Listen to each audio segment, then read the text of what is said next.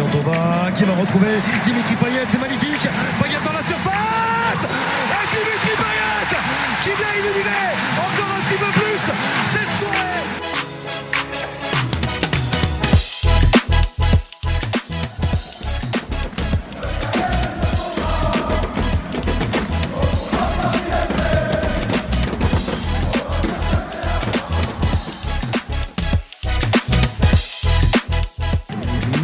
Si ça passe, Kylian Mbappé. Oui, 2-1 pour le gamin Kylian Mbappé qui trompe Willy Caballero.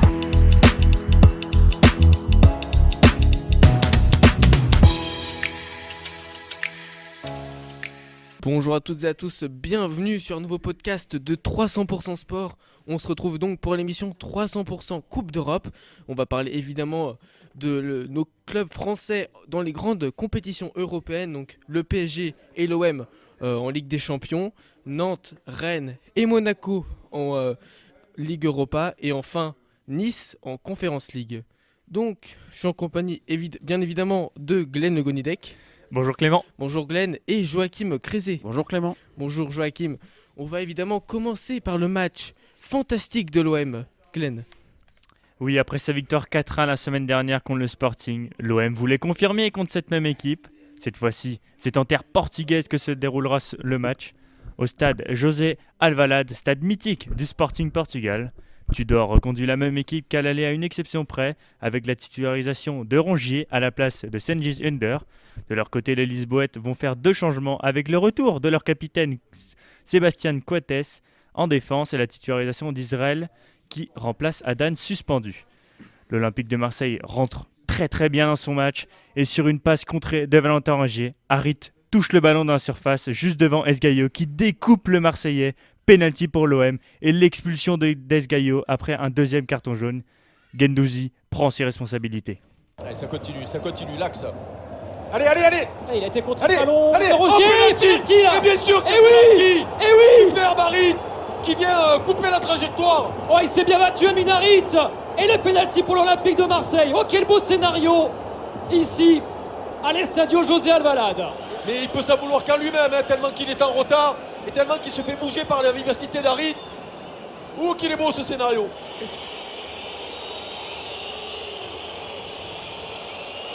C'est parti pour Matteo Guendouzi. C'est qu'il est dedans. bien. Qu'est-ce qu'il est bien tiré, il était bien parti. C'est au fond. Et ça, c'est bon pour l'OM. Et ça, c'est un scénario de rêve ici à José Alvalade. Alors il y a Guendouzi transforme ce penalty avec l'aide du poteau droit et met Marseille sur un nuage. Après seulement 20 minutes de jeu, l'OM mène 1-0 sur la pelouse du Sporting Portugal. L'OM est donc maintenant en supériorité numérique. L'OM domine et sur un service de Chancel Mbemba, Harit, qui semblait hors jeu, centre au point de péno. du déchet, oui, mais qu'est-ce que c'est pénible pour l'adversaire et surtout ça met l'OM dans le bon sens. Il est hors jeu là. Là par contre il est hors jeu. Il va laisser aller. Il va continuer l'action avec ce centre pour Alexis Sanchez. Je pense qu'il est hors jeu les gars. Ouais. Eh oui. Allez, en tout cas, ça se joue à pas grand chose. bien joué. Il y a un pied dans l'axe là alors je sais plus, je sais plus qui est. Je sais plus qui est. Eh, le but est validé. Et mais voilà. Incroyable. Alexis Sanchez, il peut péter ce but. Oh, ça c'est bon. Incroyable, on l'a pensé. Vraiment en position de hors-jeu cette attaque marseillaise. Et qui d'autre qu'Alexis Sanchez pour conclure et faire le break pour l'OM. Le but était d'abord refusé pour une position de hors-jeu, mais finalement validé. 2-0 donc pour l'OM à la pause. En seconde période, le scénario ne change pas, les Phocéens dominent et les Portugais multiplient les fautes et vont même être réduits à 9 après le deuxième carton jaune pour Gonçalves qui contestait son premier obtenu quelques secondes auparavant. Ce rouge va encore plus faciliter les choses pour les Marseillais qui vont malheureusement pas réussir à enfoncer le clou et mettre le troisième but. Victoire donc 2-0 de l'OM qui enchaîne un deuxième succès de rang contre le Sporting en Ligue des Champions. Merci Glenn, on va maintenant passer au débrief de ce match. Donc Joachim, c'est la première victoire de l'OM en Ligue des Champions à l'extérieur depuis plus de 10 ans. Doit-on être bluffé par la performance phocéenne de ce mercredi alors que les hommes d'Igor Tudor avaient battu 4-1 le Sporting une semaine auparavant? Oui, je pense qu'on peut quand même être bluffé par cette équipe de l'Olympique de Marseille, dans le sens où elle a pris le match par le bon bout, elle a vraiment mis tous les ingrédients pour se permettre de gagner dès le début de match. C'est vrai qu'en 17 minutes, il y a eu ce carton rouge, mais finalement, l'Olympique de Marseille s'en est très bien sorti derrière. Mais voilà, moi je veux être bluffé par ce bon début de match, et derrière, clairement, l'Olympique de Marseille a géré. Ce carton rouge a fait bien évidemment grand bien, comme la semaine dernière. Le Sporting a fait beaucoup d'erreurs, mais si l'OM joue comme ça encore lors des 2 prochains matchs, je pense que l'OM peut même aller chercher la qualification. Donc il faut être bluffé, car l'OM a mis tous les ingrédients pour aller chercher des superbes possessions de balles, des superbes ressorties de balles. Voilà, il y avait beaucoup de densité défensive et beaucoup de pressing, donc bravo à cette équipe de Marseille. Glenn, un homme a été rayonnant dans ce match, c'est Amin Harit. Le Marocain a obtenu un penalty, a délivré une passe décisive. Peut-on désigner l'ancien joueur du FC Nantes comme le leader offensif de l'OM ? Non, on peut pas le désigner comme le leader offensif, car le leader, ça reste Alexis Sanchez, un homme d'expérience qui se bat vraiment pour l'équipe, qui n'arrête pas les appels, qui est vraiment un joueur exceptionnel. Et Amin Harit, par contre, peut être désigné comme le futur. C'est vraiment un joueur exceptionnel. L'année dernière, j'étais un peu sceptique parce que c'était un joueur irrégulier. Il pouvait faire, certes, des très bons matchs, mais des fois, il était complètement à côté de ses baskets. Mais là, il enchaîne les bons matchs et vraiment, il fait vraiment, vraiment du bien. Il fait vraiment mal aux adversaires. Et ça fait du bien de voir un Amin comme ça en tant que supporter marseillais. Et ben moi, je veux le voir contre Francfort, je veux le voir contre Tottenham et je veux surtout le voir dimanche contre le PSG. Car pour moi, avec un Harit en forme devant, on peut aller chercher quelque chose au Parc des Princes. Je suis pas vraiment d'accord avec toi, Glenn. Je pense qu'on peut dire que Amin Harit, c'est vraiment le créateur de l'OM. C'est vrai que Sanchez est irréprochable, il fait du pressing, il a vraiment le mental et tout. Mais je trouve que Amin Harit, c'est vraiment le créateur. Il amène vraiment beaucoup de vitesse à cette équipe, à cette attaque marseillaise. Donc je suis pas vraiment d'accord avec toi. Et tu dis même que Amin Harit, c'est le futur. Mais pour moi, Amin Harit, c'est même déjà le présent. Il est vraiment très impressionnant. Donc je pense qu'Amin Harit, c'est peut-être pas le leader offensif, parce que voilà, avec Sanchez et toute son expérience, et voilà, on peut pas dire que Harit soit le total leader offensif, mais je trouve que Harit est très très bon, et c'est lui vraiment le meilleur détonateur marseillais. Oui, mais on peut pas parler de leader. Pour moi, un leader, c'est quelqu'un qui porte son équipe. Alors, c'est surtout Alexis Sanchez qui va aller voir ses équipes, qui va féliciter ses coéquipiers, qui va les encourager. Même si Harit, pour moi aussi, a créé beaucoup plus d'occasions qu'Alexis Sanchez, Alexis Sanchez reste le leader. Joachim, défensivement, l'OM a été très solide, notamment avec les bonnes performances de Balerdi, Mbemba et Bailly, et peut-être aussi parce qu'il y avait la présence de 3 milieux endurants sur le terrain. Igor Tudor doit-il construire son 11 type autour de Verretou, Rongier et Guendouzi ? C'est difficile à dire, mais c'est vrai qu'on a l'impression qu'il n'y a pas un troisième joueur offensif qui s'impose vraiment dans cette attaque marseillaise. Donc c'est une solution, et je pense que cette solution, elle est en train de gagner la tête de Igor Tudor. Déjà contre Tottenham, ça fonctionnait plutôt bien jusqu'à l'exclusion de Chancel Mbemba. Donc franchement, dans ces gros matchs de Ligue des Champions, on a vu que Marseille, athlétiquement, était supérieur au Sporting. Défensivement, voilà, ces joueurs apportent aussi Guendouzi, Verretou, Rongier. Donc c'est sûr, dans ces matchs de Ligue des Champions, je pense que ça peut être une option. Malheureusement, il n'y a pas un troisième joueur offensif qui se dégage. Les Payet, les Gerson, les Under sont un peu dans la difficulté, ou en tout cas ne convainc pas totalement. Donc je pense que c'est une solution que doit prioriser même Igor Tudor. Glenn, l'OM est en train de renverser la situation dans ce groupe D, dernier à l'entame de cette 4e journée. Marseille est maintenant 2e et surfe sur une spirale positive. Une non-qualification pour les 8e de Ligue des Champions serait-il une déception ? Oui, ça serait une déception, surtout après tous les efforts donnés par les Marseillais. Là, en plus, il y a vraiment, vraiment la place. On rappelle qu'en cas de victoire de l'OM face à Francfort dans 2 semaines et de défaite du Sporting face à Tottenham, l'OM est en 8e.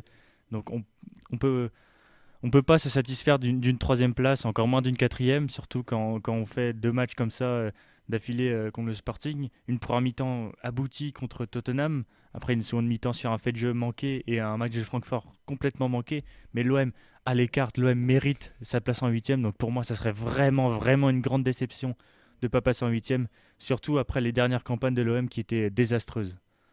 Voilà, merci Glenn. Autre match de notre club français en Ligue des Champions, le PSG qui affrontait le Benfica.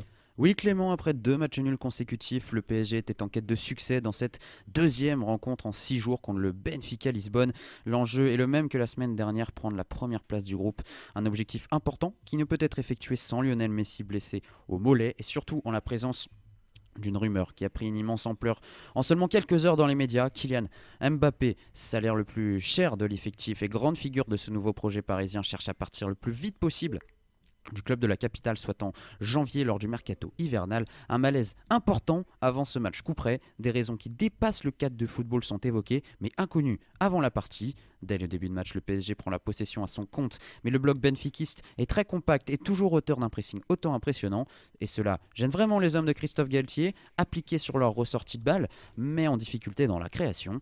Néanmoins, avec cette équipe-là, un coup d'accélérateur peut suffire pour se créer des occasions, à l'image du but de Léo Messi la semaine dernière. Et c'est ce qu'il va se produire au Parc des Princes, à nouveau. Sur une magnifique passe dans l'intervalle de Marco Verratti, Juan Bernat est fauché dans la surface de réparation par un Antonio Silva en retard. Et qui prend ses responsabilités dans cette soirée si particulière? Bien évidemment, Kylian Mbappé. En tout cas, il n'y a pas eu de discussion pour savoir qui frappait ce penalty, ça a été clair tout de suite. Mbappé face à Vlachodimos. Kylian Mbappé en pleine lumière. Le monde entier le regarde ce soir. Le monde entier s'interroge, mais Mbappé répond comme il le fait toujours, en marquant et en ouvrant la voie au Paris Saint-Germain dans la rencontre de ce soir. Ça fait 1-0, c'est signé Mbappé. Le coup du PSG dans cette première période est parfait, hyper efficace. Le club de la capitale prend même provisoirement seul la tête de sa poule, devenu meilleur buteur en Ligue des Champions dans l'histoire du Paris Saint-Germain. Mbappé et dans tous les bons coups. Depuis sa zone préférentielle du terrain, c'est-à-dire la gauche, le champion du monde français manque de peu de tromper une nouvelle fois Vlachodimos d'un tir du pied gauche, mais surtout d'un enroulé du pied droit en seconde période qui échoue de très peu à côté. Paris maîtrise son sujet et Benfica a du mal à se montrer créatif, mais un coup du sort va relancer cette partie. Attention à ce contact sur Rafa Silva à la limite de la surface de réparation, il n'a rien dit. Michael Oliver. Verratti qui percute Rafa Silva dans la surface. La faute est claire et Michael Oliver va siffler pénalty pour Benfica.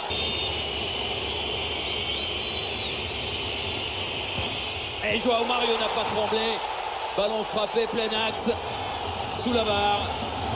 Que c'est dur pour les Parisiens. Suite à une faute d'inattention de Marco Verratti, Joao Mario transforme et Benfica revient à un but partout. La fin de match est tendue. Les Portugais sont très agressifs sur le porteur du ballon, au point même de faire sortir Mbappé et presque Neymar. Suite à 2 tacles très engagés, Paris n'arrivera pas à avoir la balle de match et concède un 3e match nul consécutif, mais conserve aussi son invincibilité cette saison. Certes, Paris est encore premier de sa poule, mais cela ne tient plus qu'à un fil. Merci Joachim Glenn. On va parler du cas Mbappé dans quelques instants, mais avant tout on va commencer par la performance du PSG en elle-même. Encore une fois, c'est un match nul pour le club de la capitale. 2e en 6 jours contre Benfica. Est-ce une déception dans l'ensemble ou alors les hommes de Christophe Galtier ont-ils assuré l'essentiel parce qu'ils sont toujours premiers? Non, c'est une grosse déception pour moi pour le PSG. On les considérait avant la compétition comme l'un des grands favoris de la compétition et maintenant on voit que c'est une équipe qui n'arrive pas à battre Benfica, qui n'est pas du tout une équipe qui concourt pour la victoire, même si dès qu'on joue avec des champions, on veut la gagner. Mais Benfica n'est pas un club qui se voit aller en finale, c'est plutôt un outsider. Et le PSG est très très décevant ces derniers temps. On a vu, ils ont galéré face à Reims, la semaine dernière encore face au Benfica, face à Nice, ça avait été très compliqué. Et c'est un peu des mauvaises choses qui se succèdent. Messi qui est blessé, Nuno Mendes qui est blessé, Mbappé qui veut partir, et là on a vu qu'il y a eu des révélations assez douteuses. Donc c'est vrai que c'est un assemblement de mauvaises choses qui font que le PSG est en mauvaise forme, mais des mauvaises phases ils vont en avoir dans la saison, et il faut savoir les surpasser. Faut pas s'arrêter devant la première, et il faut se relever. Et pour moi, le PSG est capable, à l'effectif, à le coach, pour faire de grandes choses dans cette compétition. Et il ne faut pas gâcher tout cela. Joachim, la performance du PSG a-t-elle été vraiment meilleure par rapport à mercredi dernier, et a-t-il eu des évolutions tactiquement? Difficile à dire, c'est difficile à dire. On a l'impression plutôt que la performance a été identique et voire même très similaire. Paris a eu la possession, Paris a tenté de pousser mais n'a pas réussi vraiment à emballer totalement la rencontre, à dominer ce bloc défensif de Benfica. Cependant, je pense qu'on a vu que Mbappé par exemple a évolué plus sur le côté gauche en l'absence de Léo Messi notamment, et qu'il s'est créé à lui seul les meilleures occasions du Paris Saint-Germain. Et il y a une petit changement qui m'a intrigué, c'est sur les relances. On voyait Marquinhos qui était au milieu du terrain, Marco Verratti qui venait beaucoup plus bas pour décrocher. C'est vrai que je trouvais que Marquinhos avait une position un peu plus haute par rapport au dernier match qu'on a vu, donc c'était un petit point à souligner dans ce match entre le PSG et Benfica. Glenn, un mot sur la faute de Marco Verratti qui a causé le penalty. Le PSG maîtrisait le match et à l'heure de jeu, l'Italien fait faute sur un joueur dos au jeu. Est-ce que c'est une faute impardonnable? Pas impardonnable, c'est que des phases de groupe et des fautes, il y en a plein. On peut en parler plein. On peut parler des erreurs qu'on fait à Kimi, qu'on fait. Enfin voilà, si on s'arrête sur une erreur d'un seul joueur, impardonnable, mais non, on peut pas dire ça. Parce que je pense que Verratti est un joueur qui fait vraiment, vraiment beaucoup de bien avec Vitinha au milieu. C'est l'un des joueurs qui est le moins à acculer des critiques. Je pense qu'il y a beaucoup d'autres joueurs qui méritent plus d'être un peu reboostés, d'être un peu plus sous le feu des critiques, et pourtant qu'ils ne le sont pas. On voit un Marquinhos qui ces derniers temps était vraiment fébrile, un Sergio Ramos qui c'était encore pire, et pourtant on parle quand même d'un Donnarumma qui est dit surcoté, alors que sans Donnarumma le PSG perd ce match aller contre Benfica. Là il a encore sorti quelques arrêts. Face à Reims il sort des parades magnifiques, donc ça change un petit peu la donne. Alors oui, peut-être qu'il ne partira pas cet hiver, peut-être vraisemblablement l'été prochain, et c'est bien là malheureux pour le football français. Kylian Mbappé a signé un contrat énorme, donc ce serait un petit peu difficile pour lui de directement même rompre son contrat après cette affaire qui a fuité de la part de Mediapart. Donc voilà, ce sont des raisons qui dépassent le cadre du football, et si elles dépassent le cadre du football, eh bien c'est plus grave. C'est vrai que si ça ne concernait que le football, oui, c'est vrai qu'il y a des choses à reprocher. Pas d'avant-centre hors norme qui est arrivé au Paris Saint-Germain, pas de défenseurs centraux aussi, un Mbappé qui est trop axial certainement à son goût. Donc oui, ça aurait pu ne correspondre qu'au cadre du football, mais finalement ce n'est pas le cas, et c'est peut-être inquiétant, vraiment inquiétant pour l'avenir de Kylian Mbappé au Paris Saint-Germain. Merci Joachim. On va passer maintenant à un autre match important en Ligue des Champions, FC Barcelone, Inter Milan. Joachim. Oui Clément, FC Barcelone, Inter Milan, on a vécu un match complètement dingue entre les Catalans et les Italiens. Avant d'évoquer cette flopée d'occasions mais surtout de buts, un petit mot sur l'enjeu très important qui englobait cette partie. Le Barça devait absolument l'emporter, et idéalement avec 2 buts d'écart, pour passer devant l'Inter au classement à la 2e place du groupe. Et le début de match est directement fou, les deux équipes se rendent coup pour coup. Lewandowski voit une de ses têtes sauvée sur la ligne, Dzeko tire sur la barre, Dembélé se fait envoler Onana, puis Dumfries perd son face-à-face avec Ter Stegen, et ce genre de match est tellement coup près qu'il ne faut pas effectuer d'erreur, il faut effectuer aucune erreur, ce que va faire la défense interiste malheureusement. Sergi Roberto est délesté de tout marquage et sert Dembélé pour ouvrir le score. 1-0, les hommes de Xavi pensent avoir fait le plus dur, mais en début de seconde période, le talentueux Nicolo Barella climatise le Camp Nou d'une reprise de volée fantastique. Sur leur lancée, les hommes de Simone Inzaghi continuent leur show à l'italienne avec une frappe poteau rentrant de Lautaro Martinez. En une bonne dizaine de minutes, l'Inter a tout renversé, 2-1. Le Barça est virtuellement éliminé jusqu'à ce tir contré de Lewandowski à la 82e minute qui finit au fond des filets. Les Catalans entament leur remontada mais laissent énormément d'espace dans leur dos. Maintenant, il n'y a que Lautaro Martinez. Attention, est-ce qu'il est parti dans son camp? Et ça joue pour Lautaro Martinez. Devant Piqué, Superbe. Le ballon qui est remarquable, le ballon de Lautaro Martinez. Et c'est Gossens qui vient piéger, qui vient éliminer le FC Barcelone. Quel contre exceptionnel. Lautaro pour Gossens. 3-2 pour les hommes d'Inzaghi. Le génie de Lautaro Martinez a encore fait la différence. Sur une passe millimétrée pour Robin Gosens, l'Argentin permet en grande partie à son équipe de mener 3-2 et de se qualifier pour les 8e de finale, enfin presque. Il faut centrer un moment, prendre l'initiative avec ce ballon devant le but de Jong. ce centre encore avec la tête. L'égalisation. Robert Lewandowski dans le temps additionnel. 3 buts partout. Le Barça est miraculé. D'un doublé, Lewandowski maintient en vie son équipe dans cette Ligue des Champions et vient conclure un match exceptionnel. 3 partout, cela reste une bonne opération pour l'Inter qui n'a besoin d'une petite victoire contre Pilsen pour passer. Le Barça reste dos au mur. Merci Joachim. Glenn, grâce à Lewandowski en fin de match, le Barça s'est vu miraculé et conserve quelques espoirs de qualification. Cependant, les hommes de Xavi ont toujours 3 points de retard sur l'Inter, avec une différence particulière en leur défaveur. Les Catalans sont-ils déjà hors course pour renverser la situation ? Ouais, pour moi, oui, même si dans le foot, tout est possible. Surtout avec le Barça, pour moi, oui, je vois pas l'Inter ne gagner aucun de ces 2 matchs, surtout le match contre Pilsen. Et le Barça gagner ces 2 matchs, surtout celui contre le Bayern. Donc pour moi, le FC Barcelone, comme l'année dernière, va être reversé en Ligue Europa. Et c'est très inquiétant parce qu'avec tout ce qu'ils avaient misé, leurs droits TV qu'ils ont vendus, tout ça, et ça va faire très très mal au club, cette non-qualification pour les 8e de finale. Et le club ne pourrait peut-être même jamais se relever parce que ça va faire très très mal sur les finances du club. Et pour moi... Donc le FC Barcelone est condamné à un miracle qui pour moi n'aura jamais lieu. Et pour moi le FC Barcelone ira en Ligue Europa pour la 2e saison consécutive. Merci Glenn. Autre match important en Ligue des Champions, AC Milan-Chelsea. Glenn. Oui, après sa claque pris il y a une semaine à Stamford Bridge, les Milanais se devaient de réagir face à une équipe de Chelsea galvanisé depuis l'arrivée de son nouveau coach Graham Potter qui a fait un excellent boulot depuis sa succession de Thomas Tuchel. Dans un stade San Siro bouillant, Tomori accroche Mason Mount dans la surface et l'arbitre désigne le point de pénalty.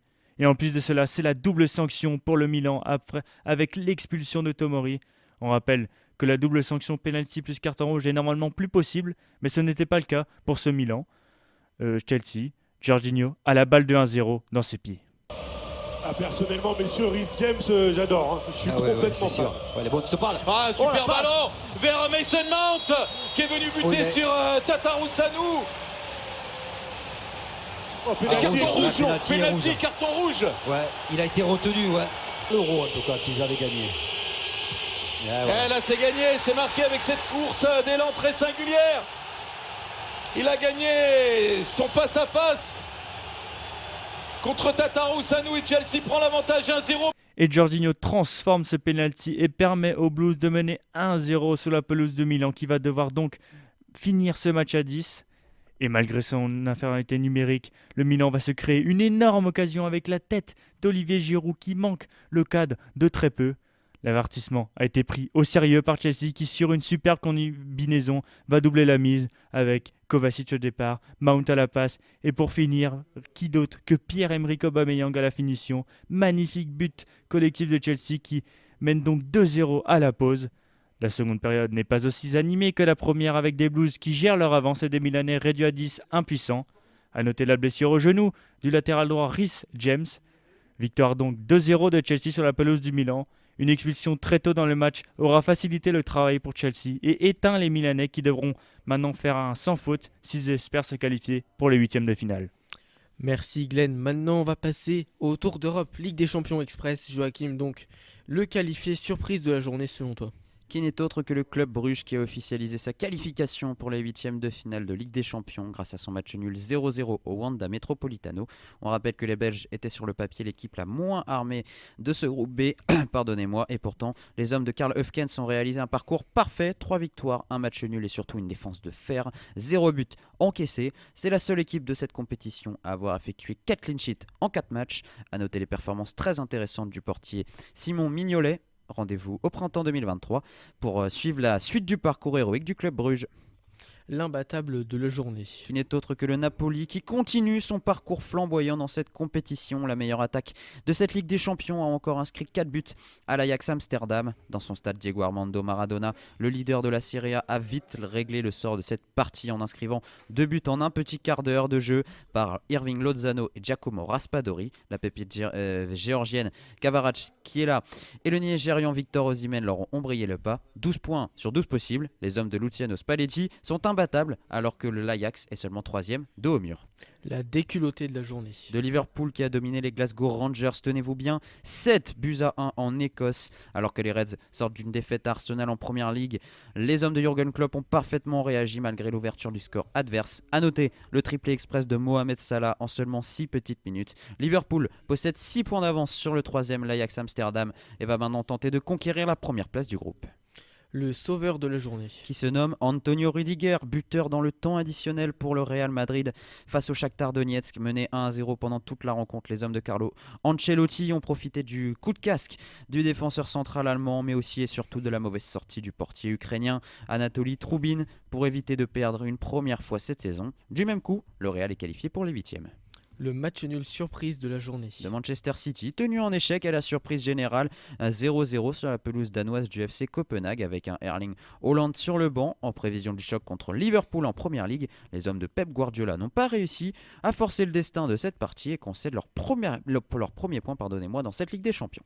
Et enfin, la sensation de la journée. Du Maccabi Haïfa qui a enfin confirmé toutes les bonnes prestations entrevues lors des 3 premières journées pour enfin remporter leur premier match dans la compétition. Victoire 2-0 sur la Juventus Turin grâce à un doublé de l'Israélien Omer Adzili. De son côté, la vieille dame a sombré et voit la Ligue des Champions s'éloigner encore et toujours. Les Bianconeri ont 5 points de retard sur le duo PSG-Benfica. Merci Joachim, on va passer au résultat des autres matchs de la Ligue des Champions. Donc Tottenham recevait Francfort et s'impose 3-2. Les Celtics de Glasgow recevaient le RB Leipzig et s'inclinent 2-0. Dortmund fait match nul, 1 but partout face au FC Séville. Viktoria Plzen s'incline 4-2 face au Bayern de Munich. Leverkusen s'incline aussi 3-0 face au FC Porto. Et enfin, Dynamo Zagreb et le RB Salzbourg font match nul, 1 but partout. On passe maintenant à la Ligue Europa avec le club breton qui affrontait Dynamo Kiev. Le Stade Rennais voulait enchaîner après sa victoire il y a une semaine contre cette même équipe du Dynamo et sa victoire 3-0 face à Nantes lors du derby ce week-end. Les Rennais rentrent bien dans cette partie avec 3 occasions successives, mais la menace reste présente et Mandanda devra s'employer comme son homologue ukrainien Necheret. La première mi-temps est serrée, mais aucune des deux équipes arrive à marquer 0-0 donc à la pause. Mais dès le retour des vestiaires, les Rennais vont exulter. C'est parti pour Bourigeaud. Et qui surgit. Oh, l'histoire elle est belle. Christopher Wu, sa première titularisation rennaise, synonyme de premier but avec les Bretons. En Ligue Europa, le jeune défenseur arrivé de Lens cet été permet aux Rennais de mener 1-0 donc face au Dynamo Kiev. Les Rennais mènent au score mais ne s'en contentent pas et ils repartent à l'attaque avec Théat et Souleymana, sans succès malheureusement. Le Dynamo ne se montrera pas dangereux à part à la 97e minute et ce dernier frisson pour les Rennais avec une reprise de volée qui passe de peu à côté des buts de Steve Mandanda. Victoire du Stade Rennais 1-0 sur la pelouse du Dynamo Kiev. Victoire qui permet aux Rennais de se qualifier. Reste à voir si ce sera pour les 16e ou pour les 8e de finale. Merci Glenn. Joachim, donc Rennes est en réussite sur tous les tableaux. Après 10 matchs sans défaite, on peut se poser une question, mais où cette équipe va s'arrêter et quels objectifs les Rennais doivent-ils se fixer ? Ils doivent très clairement se fixer des objectifs très élevés, mais c'était déjà le cas en début de saison. Ça commence enfin à se confirmer. 10 matchs sans défaite, c'est vraiment un super chiffre. Donc il va falloir continuer. Je pense qu'en Ligue 1, elles sont capables de à nouveau aller chercher une place dans le top 5, mais s'ils ont l'ambition, ils peuvent même être tentés d'aller chercher une place sur le podium. En Ligue Europa, je pense que cette équipe a pris de l'expérience au fur et à mesure des campagnes européennes et qu'elle est capable peut-être de s'immiscer en quart de finale. Je pense que c'est un objectif intéressant à aller chercher.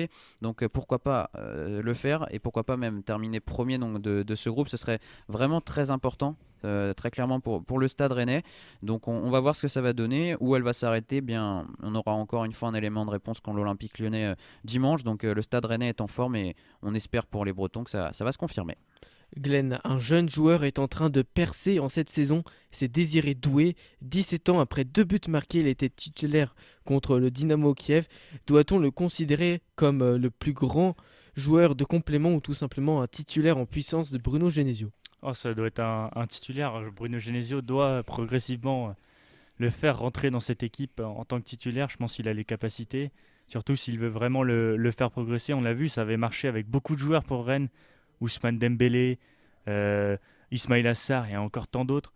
Et donc pour moi, Désiré Doué, s'il continue sur ça, doit être titulaire au Stade Rennais et ne doit pas juste être un joueur qu'on fait rentrer pour les 15-20 dernières minutes et doit être un joueur qui doit être titulaire dès le début.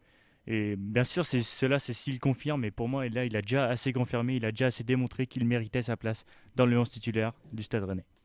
Merci Glenn. Autre match du groupe de Rennes, l'AEK Larnaca s'incline 2-1 face au Fenerbahçe. On passe à un autre club français en Ligue Europa, le FC Nantes, qui affrontait le SC Fribourg. Joachim. Oui Clément, le FC Nantes a battu l'une de ses dernières cartes dans cette campagne de Ligue Europa, notamment parce qu'il a pris l'eau lors de ses 2 déplacements en Azerbaïdjan contre Karabag, puis en Allemagne contre le SC Fribourg. Les Canaries recevaient à nouveau le 2e du championnat de Bundesliga et souhaitaient renouer enfin avec le succès qui le fuit depuis 7 matchs, une série dans laquelle il faut compter 6 défaites pour le 19e de notre Ligue 1.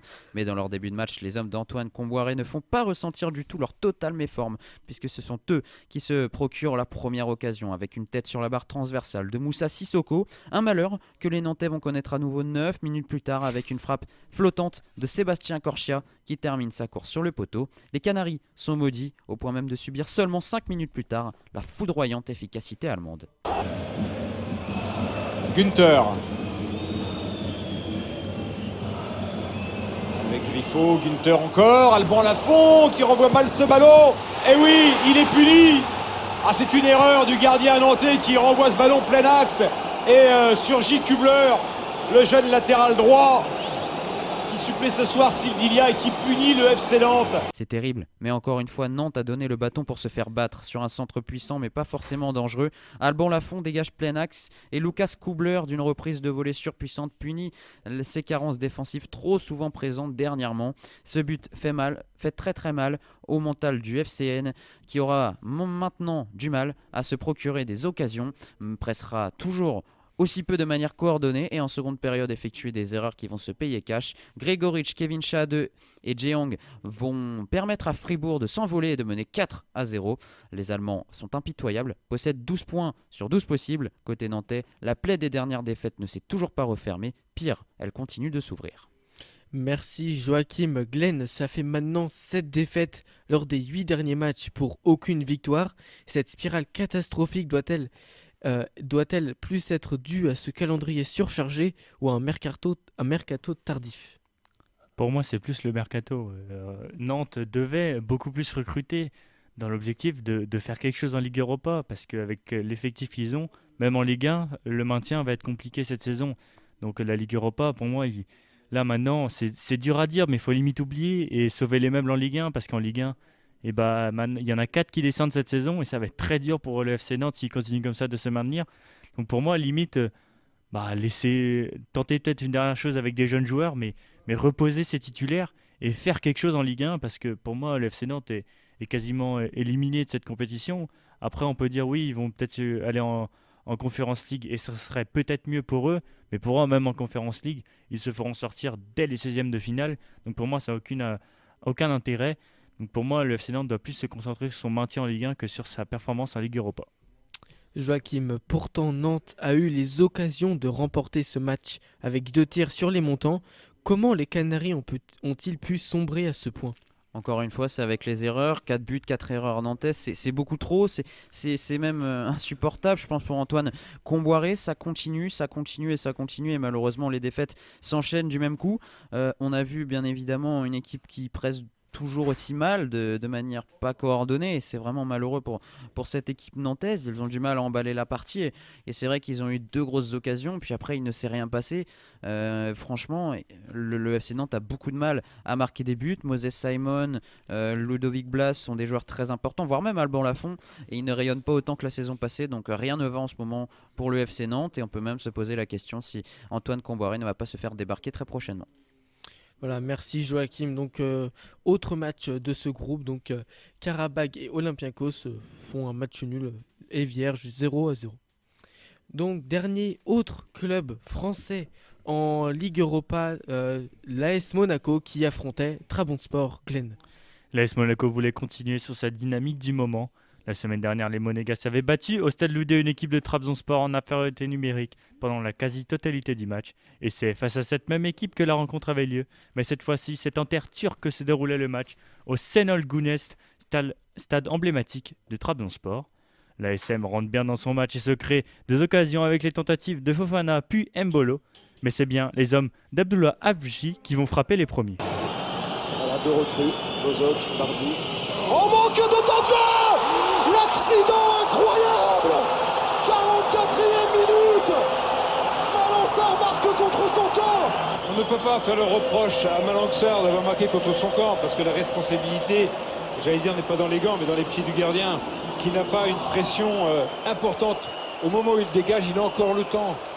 Il a encore le temps et il choisit la solution la moins bonne parce qu'il va chercher sur le côté, il va chercher Enrique alors qu'il a une solution sur son côté droit avec, je pense que c'est Vanderson ou Disasi. Incroyable, pas du tout pressé. Nouvelle Pani qui relance fort vers Malançard qui courait dans la même direction et contre le ballon et marque dans son propre but. 1-0 donc pour Trabzonspor à la pause, c'est complètement dingue. Au retour des vestiaires, Monaco voulait réagir mais vont se faire surprendre avec le but de Victor Hugo sur corner. Trabzonspor fait donc le break dans ce match. Monaco va s'effondrer, ne jamais réagir et encaisser 2 autres buts à la 57e et 69e minute de jeu avec les réalisations de Bardi et Trezeguet. Monaco ne va jamais réagir dans ce match et vont s'incliner sèchement 4-0 sur la pelouse de Trabzonspor. Merci Glenn. Donc Joachim, à l'instar du FC Nantes, Monaco avait les occasions de l'emporter avant de totalement sombrer. Cette immense erreur de Nobel et de Sarr est-elle le facteur qui explique et incite à la débâcle? Oui, je pense très clairement, là pareil, ça a fait très mal au Monégasque. C'est vraiment une erreur mais terrible et vraiment une erreur qu'on ne peut pas reproduire 2 fois, ça je l'imagine moyen. Non, c'est vrai que ça a fait très mal parce que c'était au mauvais moment, puis juste avant la mi-temps et au final, au tout début de la seconde période, l'AS Monaco qui s'en est toujours pas remis en a pris 2. Donc je pense que voilà, ce but contre son camp, cette très mauvaise relance de Nubel, ce but contre son camp de Sarr, on fait très mal à l'AS Monaco. En plus, c'est vraiment assez inexplicable car le début de match était assez bon, il y avait pas mal d'occasions, donc on va dire que c'est un petit accident et que ce match-là, il faut l'oublier et que ça à cause d'une grosse erreur de Nubel et Sarr. Glenn, Monaco était vraiment en forme, que ce soit en Ligue 1, et en Ligue Europa, et là le club du Rocher a pris l'eau. Peut-on parler de tournant dans cette période jusqu'à la Coupe du Monde? Ça peut faire mal une défaite comme celle-là, surtout quand elle coupe une si belle dynamique. Monaco, comme souvent, avait fait un début de saison meilleur que celui de l'année dernière, mais qui restait quand même plutôt moyen, où ils étaient déjà loin de l'Olympique de Marseille et le PSG par exemple. Mais là, ils revenaient comme souvent, ils enchaînaient les victoires. Et là, cette défaite, c'est pas une petite défaite, c'est 4-0. Ils n'ont pas pris de rouge, ils n'ont pas eu un arbitrage en leur défaveur, ils ont juste été mauvais, ils ont fait une erreur et ils se sont écroulés. Pour moi, une équipe, ça doit avoir un minimum de mental. Tu peux faire une erreur, mais pas prendre 4 buts derrière contre une équipe, certes qui a été champion de Turquie la saison passée, mais ça reste que le championnat turc. Ce n'est pas non plus l'un des top 5 championnats. Donc pour moi, Monaco devra vraiment réagir et ça va être intéressant de voir ça ce week-end parce que voilà, l'AS Monaco, on sait que ça peut faire mal des défaites comme ça peut traîner.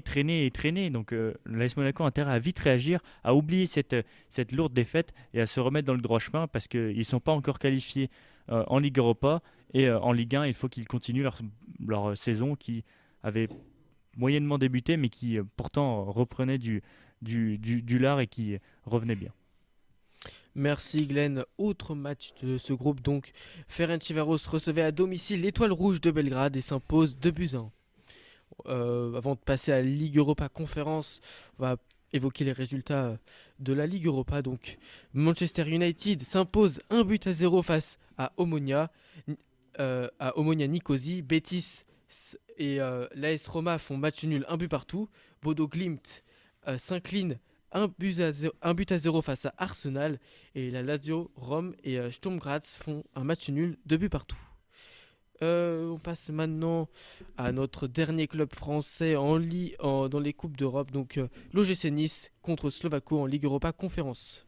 Oui Clément, l'OGC Nice avait la possibilité d'effectuer la passe de 3 face au FC Slovácko suite à sa victoire en République tchèque il y a une semaine. Et son succès encourageant contre 3 ce week-end dans un stade à huis clos dû aux incidents de la première journée contre le FC Cologne. Le trio d'attaque aligné se nomme Diop, Delors, Pépé et sur sa lancée, il va se montrer très efficace d'entrée. Brian, ouais, c'est bien ballon, très bon ballon. Allez, en contre ça passe avec cette tentative contrée. Voilà le résultat des Niçois grâce à l'impulsion de Sofiane Diop. C'est un but chanceux, certes de la part de Sofiane Diop, mais qui vient tellement bien lancer l'OGC Nice dans cette partie. Les hommes de Lucien Favre vont d'ailleurs tenter de bonifier cette réalisation, d'accentuer cette avance, mais le malheureux portier de la semaine dernière, Nguyen, va se démontrer héroïque. Delors, Pépé, Thuram, Lotomba, tous vont buter sur le Tchèque. Et malheureusement, une fois ces occasions manquées, Nice lâche du lest dans son emprise et ce qui était craigné arriva. Il est tout seul, Tomic dans la surface, le crochet de Tomic, la frappe enchaînée. Et ce que l'on redoutait depuis tout à l'heure, c'est produit. Slovácko réussit à tromper Schmeichel. Quelle frappe exceptionnelle d'une tentative soudaine. Tomic ramène son équipe du FC Slovácko à hauteur de l'OGC Nice à l'entame du dernier quart d'heure. Et dans ce Money Time, l'avantage psychologique change de camp à tel point que les Aiglons laissent des boulevards à leur adversaire et que Jean-Claire Todibo part à la faute. En tant que dernier défenseur, l'ancien Barcelonais prend carton rouge et sur le coup franc qui va suivre, Nice va prendre la double sanction. Est-ce qu'il a profité du fait qu'il venait au contact pour s'emmêler les pieds dans les siens? Bon, ça me paraît tout ça un petit peu sévère. Attention au pied gauche d'Avlik. Voilà. C'est le pied droit finalement. On parlait la semaine dernière de loi de Murphy. Elle est toujours d'actualité et malheureusement contre un club français de visage totalement différent. Slovácko était mené 1-0 avant l'entame du dernier quart d'heure. Comment c'est possible d'avoir un mur qui se désagrège comme ça? Comment c'est possible de voir un mur qui se désagrège comme ça? C'est un compte qui fait mal, mais la chance tourne par rapport à la semaine dernière, voire au début de match. Sur ce coup franc à la 87e minute de Reinberg, le FC Slovácko l'emporte 2-1 à la surprise générale. Nice, quant à lui, se saborde, mais reste encore deuxième dans sa poule de Ligue Europa Conférence. Merci Joachim. Glenn, Nice avait l'opportunité de faire un grand pas vers la phase finale de Ligue Europa Conférence, mais finalement les Aiglons ont eux aussi sombré face au 13e du championnat de République tchèque. Peut-on parler de défaite inacceptable et honteuse? Ah oui, c'est inacceptable, ils sont 13e en République tchèque. J'ai rien contre les Tchèques, hein, mais leur championnat n'est pas aussi bon que le championnat français. On sait que Nice ne réalise pas le meilleur début de saison de son histoire. Mais là, c'est catastrophique. C'est inacceptable de perdre 2-1, surtout en menant 1-0 face à une équipe qui est 13e en championnat de République tchèque. Donc pour moi, Lucien Favre doit vraiment remotiver toutes ses troupes, parce que là, c'est pas Nice qui est honteux, c'est toute la France. Donc pour moi, Nice doit se relever et doit absolument mettre 2 branlées lors de leurs 2 derniers matchs. Parce que contre le Partizan Belgrade, ils ont fait match nul, ils galèrent contre les autres équipes. Enfin, c'est pas normal. Le l'OGC Nice doit se réveiller avec l'effectif qu'ils ont. Ils doivent finir promis avec 18 points ou 16 à la limite. Donc pour moi, c'est inacceptable. Et le l'OGC Nice a couvert de honte toute la ville de Nice et toute la France. Merci Glenn. Voilà donc point sur les autres matchs importants de la Ligue Europa Conférence. Donc West Ham recevait l'Anderlecht et s'impose 2-1. L'Austria Vienne recevait Villarreal et Villarreal s'impose 1-0.